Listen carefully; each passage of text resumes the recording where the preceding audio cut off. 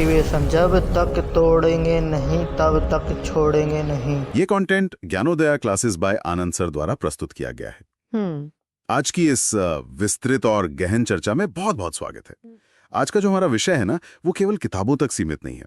मतलब ये हमारी रोजमर्रा की जिंदगी, हमारे पसीने और हमारे आसपास मौजूद सबसे बुनियादी विज्ञान से बहुत गहराई से जुड़ा हुआ है। जी बिल्कुल। आज हम साधारण मशीन, यानी जिसे हम सिंपल मशीन कहते हैं, और उत्तोलक यानी लेवर, उसके बारे में एक बहुत ही रोमांचक विश्लेषण करने वाले हैं। इस पूरे सत्र का हमारा जो मुख्य मिशन है वो ये समझना है कि कैसे बिना किसी बिजली के या बिना किसी भारी भरकम मोटर के या किसी चुंबक के बिना भी, हाँ, बिना चुंबक के, केवल थोड़ी सी शारीरिक शक्ति और फिजिक्स यानी भौतिकी के सही इस्तेमाल से बड़े बड़े और मुश्किल काम बेहद आसान हो जाते हैं। ये एक बहुत ही शानदार विषय है। अक्सर हम मशीन शब्द सुनते ही मतलब किसी रोबोट या कंप्यूटर या बिजली से चलने वाले विशाल इंजनों की कल्पना करने लगते हैं। सही कहा, सबसे पहले दिमाग में वही आता है। हाँ, लेकिन विज्ञान और भौतिकी सिर्फ उन जटिल उपकरणों में ही नहीं है। ज्ञान का असली मजा और फायदा तो तब है ना, जब हम अपने आसपास काम कर रही इस मूक भौतिकी को महसूस कर सकें। आज की इस चर्चा का सबसे बड़ा लक्ष्य यही है कि हम अपने घरों में, अपने हाथों में मौजूद विज्ञान को पहचान सकें। ये समझ सकें कि प्रकृति के नियम हमारी कितनी मदद कर रहे हैं। एकदम सही। तो चलिए इस रोमांचक सफर की शुरुआत करते हैं। सबसे पहले इसी बात को खोलते हैं कि आखिर ये साधारण मशीन या सिंपल मशीन होती क्या है। जी, अगर हम इसे ध्यान से देखें तो साधारण मशीन असल में वो युक्ति या उपकरण है जो बिना किसी मैग्नेटिक यानी चुंबकीय या इलेक्ट्रिकल पावर के काम करती है। मतलब ना तो इसे किसी सॉकेट में लगाने की जरूरत है और ना ही इसमें कोई बैटरी डलती है। बिल्कुल, इसमें केवल हमारी फिजिकल पावर यानी शारीरिक शक्ति का उपयोग होता है। और इसी साधारण मशीन के परिवार का सबसे प्रमुख और मैं कहूंगा सबसे दिलचस्प सदस्य है उत्तोलक यानी लीवर। एकदम सही कहा आपने। उत्तोलक एक ऐसी साधारण मशीन है जिसने मानव इतिहास को ही बदल कर रख दिया है। सच में? हाँ, पिरामिड बनाने से लेकर आज के आधुनिक निर्माण कार्यों तक सब जगह इसी का खेल है। ये हमारे बहुत ही मुश्किल लगने वाले और थका देने वाले कार्यों को मतलब चुटकियों में आसान बना देती है। तो अगर हम इस मशीन की बनावट को डिकोड करें तो ये दिखती कैसी है? अगर हम इसे बहुत ही बुनियादी स्तर पर देखें, हाँ, तो दुनिया का कोई भी उत्तोलक मुख्य रूप से 3 अंगों से मिलकर बना होता है। 3 अंग? जी, इन तीनों को समझना बहुत जरूरी है क्योंकि इन्हीं पर पूरा विज्ञान और आज की हमारी चर्चा टिकी है। ठीक है, तो पहला अंग कौन सा है? पहला और सबसे स्थिर अंग है आलंब, जिसे अंग्रेजी में फल्क्रम कहते हैं। फल्क्रम यानी जिसे हम अंग्रेजी के अक्षर F से दर्शाते हैं। बिल्कुल, ये वो धुरी या बिंदु होता है जहां से मशीन घूमती है। यानी ये मशीन का पिवट पॉइंट है। हाँ, पिवट पॉइंट। मशीन इसी बिंदु पर टिकी होती है। समझ गया। और इस व्यवस्था का दूसरा महत्वपूर्ण अंग है भार, या जिसे हम लोड कहते हैं। जी, विज्ञान की भाषा में इसे L या वेट के लिए W से प्रदर्शित किया जाता है। मतलब मशीन जिस भारी वस्तु को उठा रही होती है या जिस चीज को हिला रही होती है उसे ही भार कहते हैं। सही कहा, जिस पर काम किया जा रहा है वही भार है। और फिर आता है तीसरा सबसे महत्वपूर्ण अंग जो हमारी तरफ से होता है। हमारी तरफ से यानी हमारी ताकत? हाँ, आयास या जिसे एफर्ट कहते हैं, इसे E या पावर के P से प्रदर्शित किया जाता है। तो जिस स्थान पर हम अपनी मांसपेशियों का उपयोग करके फोर्स या बल लगाते हैं उसे आयास कहते हैं। एकदम सटीक। अगर हम इसे एक सरल तस्वीर में ढालें तो जहां मशीन का कब्जा या घुमाव है वो आलंब है, जो भारी चीज हमें उठानी या काटनी है वो भार है, और जहां से हम अपनी ताकत लगा रहे हैं वो आयास है। जी, F, L और E। कौन सा वैज्ञानिक दिमाग था जिसने सबसे पहले इसे कागज पर उतारा? इस सवाल का जवाब हमें इतिहास के पन्नों में बहुत पीछे ले जाता है, महान यूनानी गणितज्ञ और वैज्ञानिक आर्किमिडीज के पास। ओह, आर्किमिडीज। हाँ, उत्तोलक तो प्रकृति में हमेशा से थे, लेकिन आर्किमिडीज ने ही सबसे पहले इसके पीछे के सिद्धांत को गणितीय रूप से दुनिया के सामने रखा था। उनका एक बहुत ही मशहूर कथन है जो विज्ञान के इतिहास में मतलब स्वर्ण अक्षरों में दर्ज है। उन्होंने कहा था कि मुझे खड़े होने की एक जगह और एक पर्याप्त लंबा उत्तोलक दे दो और मैं पूरी पृथ्वी को अपनी जगह से हिला दूंगी। पूरी पृथ्वी को हिलाने का दावा, ये तो सच में रोंगटे खड़े कर देने वाला विचार है ना? जरा इस बात की गहराई और इस आत्मविश्वास को महसूस कीजिए। ये कोई अहंकार नहीं था, नहीं, बिल्कुल नहीं। ये तो उत्तोलक की उस असीमित शक्ति का प्रमाण था जिसे उन्होंने गणित के जरिए सिद्ध कर लिया था। तो इसका मतलब ये हुआ कि सिर्फ इन 3 बिंदुओं मतलब आलंब, भार और आयास की स्थिति और उनके बीच की दूरी में बदलाव करके हम किसी भी मशीन का पूरा व्यवहार ही बदल सकते हैं। बिल्कुल, यही वो जादुई चाबी है जिससे साधारण मशीनें काम करती हैं। और इसी आधार पर कि कौन सी चीज कहाँ स्थित है, उत्तोलक को 3 अलग-अलग श्रेणियों में बांटा गया है। प्रथम, द्वितीय और तृतीय श्रेणी, सही कहा ना मैंने? एकदम सही।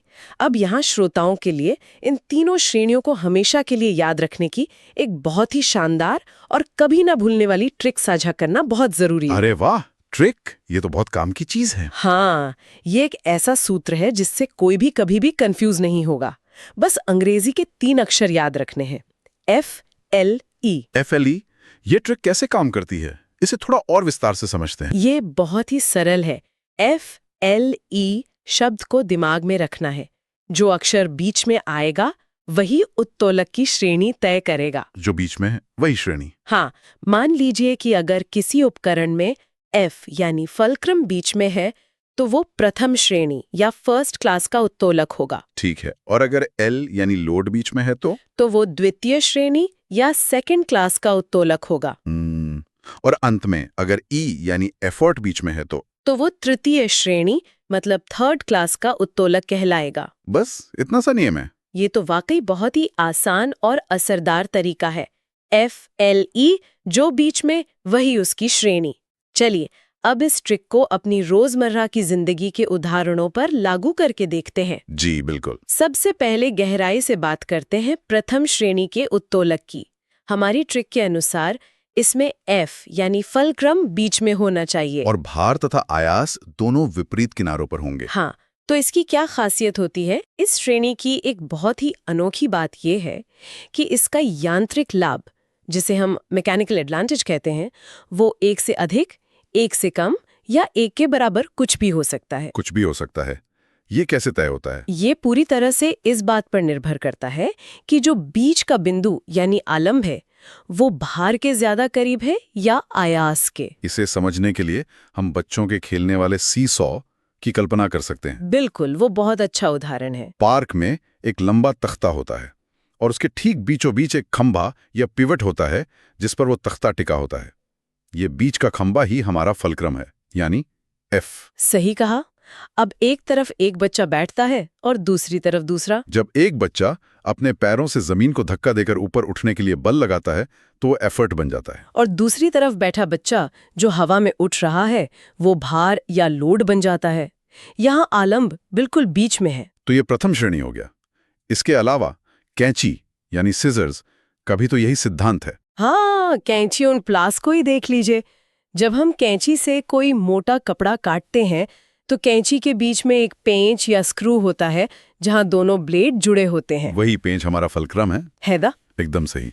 जिस कपड़े को हम आगे के ब्लेड से काट रहे हैं वो हमारा भार या लोड है। और पीछे जिन गोल छल्लों में हम अपनी उंगलियां फंसाकर उन्हें दबाते हैं वो हमारा बल या एफर्ट है।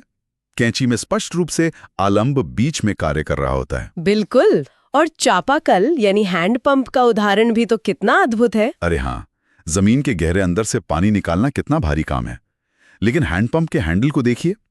हैंडल एक जगह से मशीन से जुड़ा होता है, वो फलक्रम है। और हैंडल का जो लंबा हिस्सा हम पकड़कर नीचे की तरफ दबाते हैं वो हमारा एफर्ट है। और उस दबाव से जो पिस्टन ऊपर उठ के पानी खींचता है वो लोड है।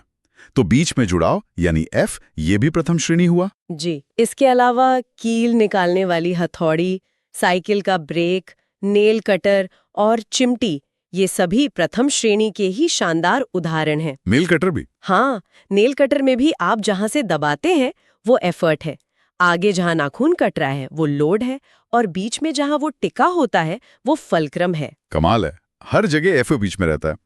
अब हमारी चर्चा को आगे बढ़ाते हुए द्वितीय श्रेणी के उत्तोलक पर आते हैं, यानी सेकंड क्लास लेवर। हमारी FLE ट्रिक के अनुसार इस श्रेणी में L यानी वस्तु का भार हमेशा बीच में होगा। एक तरफ फलक्रम होगा और दूसरी तरफ से हम अपना एफर्ट लगाएंगे। जी। और यहाँ एक बहुत ही दिलचस्प बात सामने आती है। वो क्या? इस द्वितीय श्रेणी के उत्तोलकों की सबसे बड़ी खासियत ये है कि इनमें मैकेनिकल एडवांटेज हमेशा एक से अधिक होता है। हमेशा एक से अधिक। इसका सीधा सा मतलब यह है कि ये मशीन हमेशा हमारी ताकत को कई गुना बढ़ा देती है। बिल्कुल, हम जितना बल लगाते हैं ये मशीन उससे कहीं ज्यादा बल से काम करती है। ये तो एक तरह से हमारे लिए सुपर पावर की तरह है। हाँ, सुपर पावर ही समझ लीजिए। इसे समझने के लिए कूड़ा ढोने वाली गाड़ी या व्हील बैरो की कल्पना करते हैं। ठीक है। मान लीजिए कि 50 किलो गीली मिट्टी को हाथों से उठाकर ले जाना है। ये बहुत ही कमर तोड़ देने वाला काम बहुत है। मुश्किल है। लेकिन जब हम व्हील बैरो का उपयोग करते हैं तो क्या होता है? सबसे आगे एक पहिया होता है जो जमीन पर टिका होता है और घूमता है। तो वो पहिया हमारा फलक्रम हो गया। बिल्कुल। उस 50 किलो मिट्टी को हम गाड़ी के बीच के हिस्से में रख देते हैं, जो हमारा लोड है, और फिर पीछे लगे 2 लंबे हैंडल्स को पकड़कर हम उसे ऊपर उठाते हैं। जो हमारा एफर्ट है। तो लोड बीच में आ गया। सही पकड़े। भार बीच में होने के कारण उस 50 किलो का ज्यादातर वजन उस आगे वाले पहिए यानी फलक्रम पर चला जाता है और हमें उस भारी मिट्टी को उठाने के लिए बहुत कम ताकत लगानी पड़ती है। ये सच में विज्ञान का चमत्कार है। इसके अन्य उदाहरणों में नींबू निचोड़ने की मशीन भी शामिल है ना? हाँ? उसके सबसे आगे एक कब्जा या हिंज होता है जहां दोनों हिस्से जुड़े होते हैं। वो फलक्रम है। नींबू को बीच में रखा जाता है जो लोड है, और पीछे हैंडल को हाथ से दबाया जाता है जो एफर्ट है। इसी तरह सरौता या नट क्रैकर जिससे कठोर सुपारी या अखरोट तोड़ा जाता है, वो भी ऐसे ही काम करता है। बिल्कुल। और बॉटल खोलने वाली मशीन, ये सब भी हमारी ताकत को कई गुना बढ़ा देते हैं क्योंकि इनमें एल बीच में होता है। दरवाजा भी तो इसका एक सटीक उदाहरण है। दरवाजा कैसे? जरा समझाइए।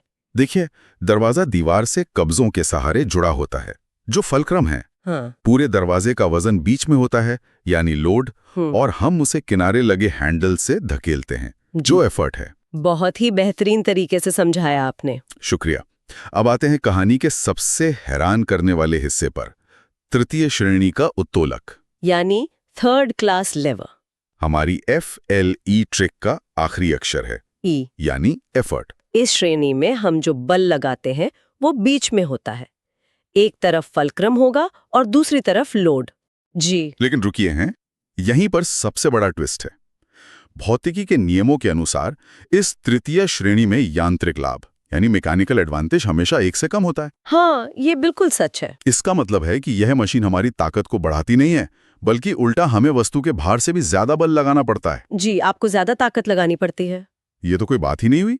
अगर मुझे किसी मशीन का इस्तेमाल करके भी वस्तु के वजन से ज्यादा ताकत लगानी पड़ रही है, तो मैं उस मशीन का इस्तेमाल ही क्यों करूं? इसका क्या फायदा? ये एक बहुत ही तार्किक और स्वाभाविक सवाल है।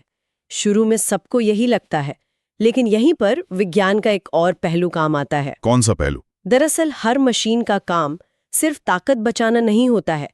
कई बार हमें ताकत से ज्यादा गति यानी स्पीड और दूरी की आवश्यकता होती है। स्पीड और दूरी इस्तेमाल करते हैं तो हम थोड़ा ज्यादा बल जरूर लगाते हैं, लेकिन बदले में हमें बहुत तेजी और दूर तक काम करने की क्षमता मिलती है।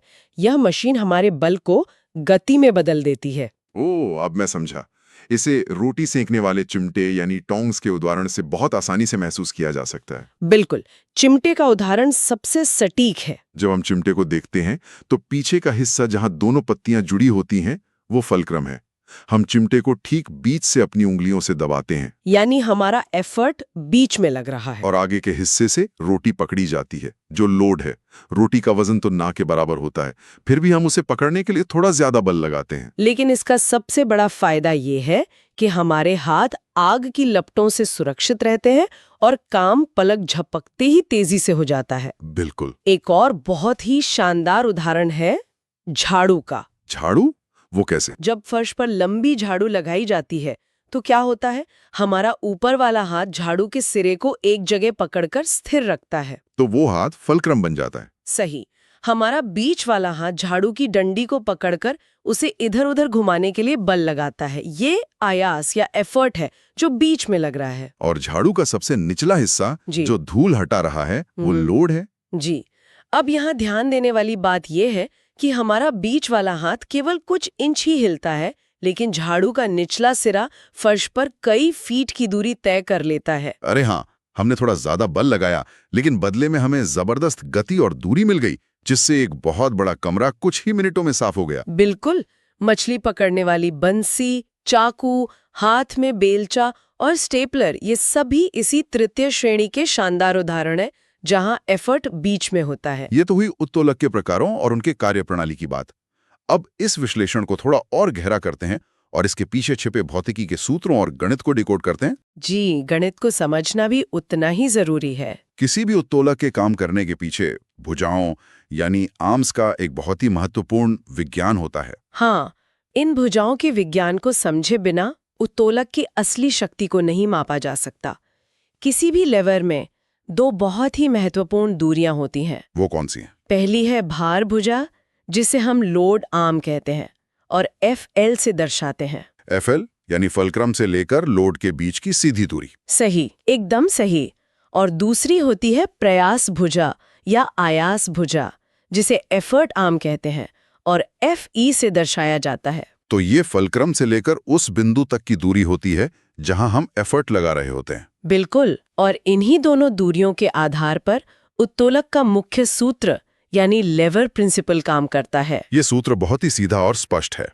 भार गुणा भार भुजा बराबर प्रयास गुणा प्रयास भुजा। यानी अगर हम इसे अंग्रेजी में कहें तो लोड गुणा FL बराबर एफर्ट गुणा FE। ये तो एक तरह का तराजू है जो दोनों तरफ के प्रभाव को संतुलित करता है। यही वो जादुई गणित है जो ये तय करता है कि कौन सी मशीन कितनी ताकतवर है, और किसी भी मशीन की ताकत को मापने के लिए जिस अवधारणा का उपयोग किया जाता है उसे ही हम यांत्रिक लाभ या मैकेनिकल एडवांटेज MA कहते हैं। कोई मशीन हमारी कितनी मदद कर रही है, हमारी ताकत को कितने गुना बढ़ा रही है, ये सब इसी MA से पता चलता है। जी, इसका सूत्र होता है मैकेनिकल एडवांटेज बराबर लोड बटा एफर्ट, या फिर अगर इसे भुजाओं की लंबाई के रूप में लिखा जाए तो ये होता है MA बराबर FE बटा FL।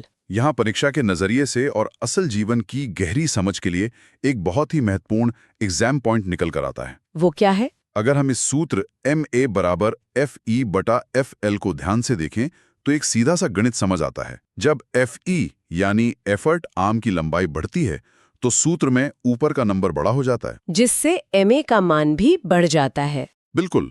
इसका सीधा और स्पष्ट अर्थ यह है कि प्रयास भुजा यानी एफर्ट आर्म जितनी ज्यादा लंबी होगी, मशीन हमारे लिए उतना ही आसान काम करेगी। यानी हमें भारी से भारी चीज उठाने के लिए भी बहुत कम एफर्ट लगाना पड़ेगा। और इसके विपरीत यदि एफर्ट आर्म छोटा हो जाता है तो काम करने में बहुत ज्यादा ताकत खर्च करनी पड़ेगी। इसे एक बहुत ही सटीक और वास्तविक जीवन के दृश्य से समझा जा सकता है। हाँ, एक रियल लाइफ उदाहरण हो जाए तो मजा आ जाए। चलिए एक पल के लिए कल्पना करते हैं कि किसी सड़क के बीचों बीच एक बहुत भारी, मान लीजिए 500 किलो का एक विशाल पत्थर पड़ा है। 500 किलो? उसे हाथों से हिलाना तो किसी भी इंसान के लिए नामुमकिन है। बिल्कुल नामुमकिन है। अब हम भौतिकी का इस्तेमाल करते हैं। हम एक बहुत लंबी और मजबूत लोहे की रॉड लाते हैं। उस रॉड के एक सिरे को हम उस विशाल पत्थर के थोड़ा नीचे फंसा देते हैं। ठीक है। अब उस रॉड के नीचे पत्थर के ठीक पास हम एक छोटा सा ईंट का टुकड़ा रख देते हैं। यहाँ ये ईंट का टुकड़ा हमारा फलक्रम बन गया। और जो 500 किलो का पत्थर है वो लोड है। जी। अब क्योंकि वो ईंट यानी फलक्रम पत्थर के बहुत करीब है, इसलिए फलक्रम से लोड की दूरी यानी भार भुजा या FL बहुत ही छोटी हो गई। और रॉड का बाकी का पूरा लंबा हिस्सा जो पीछे की तरफ निकला हुआ है वो हमारी प्रयास भुजा यानी FE बन गया। एकदम सही। अब क्योंकि रॉड बहुत लंबी है तो ये एफर्ट आर्म भी बहुत लंबा हो गया। जब कोई इंसान उस लंबी रॉड के दूसरे सिरे पर अपने हाथों से नीचे की तरफ एफर्ट लगाता है तो वो 500 किलो का भारी पत्थर आसानी से अपनी जगह से खिसक जाता है। क्योंकि लंबी रॉड होने के कारण एफर्ट आर्म इतना लंबा हो गया कि उसने मैकेनिकल एडवांटेज को कई गुना बढ़ा दिया। हमारी थोड़ी सी ताकत मशीन के जरिए एक विशाल बल में बदल गई। बिल्कुल सटीक। यही तो भौतिकी का असली सौंदर्य है। अब अगर हम आज के इस पूरे वैज्ञानिक विश्लेषण को एक क्विक रिवीजन ट्रिक के माध्यम से तुरंत अपने दिमाग में समेटना चाहें तो हमें बस ये 4 मुख्य बिंदु याद रखने हैं। चलिए मैं गिनाता हूं। पहला FL यानी फलक्रम से लोड के बीच की दूरी। दूसरा FE यानी फलक्रम से एफर्ट के बीच की दूरी। तीसरा मुख्य संतुलन सूत्र लोड गुणा FL बराबर एफर्ट गुणा FE। और चौथा यांत्रिक लाभ का सूत्र MA बराबर FE बटा FL। इन सूत्रों को जहन में रखकर हम किसी भी साधारण मशीन या उत्तोलक की क्षमता को आसानी से माप सकते हैं। आज का ये विस्तृत विश्लेषण वाकई बहुत ही ज्ञानवर्धक और आंखें खोलने वाला रहा। जी, मुझे भी बहुत मजा आया। अगर हम इस पूरी चर्चा का एक सार निकालें तो ये बात शीशे की तरह साफ हो जाती है कि कोई भी मशीन कोई जादू नहीं करती है। ये सिर्फ हमारे द्वारा लगाए गए बल और तय की गई दूरी के बीच का एक बेहद खूबसूरत संतुलन है। बिल्कुल। फलक्रम, लोड और एफर्ट, सिर्फ इन 3 चीजों की स्थिति बदल देने मात्र से मशीन का पूरा व्यवहार बदल जाता है। चाहे वो प्रथम श्रेणी में संतुलन बनाने वाली कैंची हो या तृतीय श्रेणी में हमें जबरदस्त गति देने वाला चिमटा हो, हर जगह F, L और E का ये अद्भुत खेल ही हमारे मुश्किल कामों को आसान या तेज बना रहा है। इस पूरी चर्चा को समेटते हुए श्रोताओं के मन में विचार करने के लिए एक बहुत ही गहरा और विचारोत्तेजक सवाल जरूर छोड़ा जाना चाहिए। बिल्कुल, बताइए। हमने बाहरी दुनिया की मशीनों की तो बहुत बात कर ली, लेकिन जरा सोचिए, क्या हमारा अपना शरीर, हमारी अपनी शारीरिक संरचना भी उत्तोलक का एक जीता जागता और बेहतरीन उदाहरण नहीं है? हमारा शरीर? ये कैसे? जब हम अपने हाथ से कोई भारी डंबल उठाते हैं या किसी ऊंची शेल्फ से सामान निकालने के लिए अपने पंजों के बल खड़े होते हैं, या यहाँ तक कि जब हम हाँ या ना में अपना सिर हिलाते हैं, तो हमारे शरीर की हड्डियां और जोड़ ठीक इन्हीं साधारण मशीनों की तरह काम करते हैं। ये तो बहुत ही दिलचस्प बात है। उदाहरण के लिए, हमारी कोहनी या घुटने का जोड़ एक फलक्रम की तरह काम करता है। जो वस्तु हम उठा रहे हैं या हमारे शरीर का अपना वजन लोड बन जाता है। और हमारी मांसपेशियां जो खिंचाव पैदा करके ताकत लगाती हैं, वो हमारा एफर्ट है। बिल्कुल। ये तो सच में हैरान कर देने वाला नजरिया है। प्रकृति की इस अद्भुत और जटिल इंजीनियरिंग में हमारे शरीर के अलग अलग हिस्सों में कौन सी श्रेणी का उत्तोलक काम कर रहा है, इस पर विचार जरूर किया जाना चाहिए। हम तो चलते फिरते लीवर हैं। एकदम सही। अब से अगली बार जब कोई भारी सामान उठाया जाए या सीढ़ियां चढ़ी जाएं या कैंची का इस्तेमाल किया जाए, तो हम इस भौतिकी को, इस विज्ञान को अपने भीतर और अपने चारों ओर महसूस कर सकते हैं। ये विज्ञान सिर्फ किताबों में नहीं, हमारे हाथों में है। धन्यवाद। और हमारा एक ही मोटिवेशन, जब तक तोड़ेंगे नहीं तब तक छोड़ेंगे नहीं।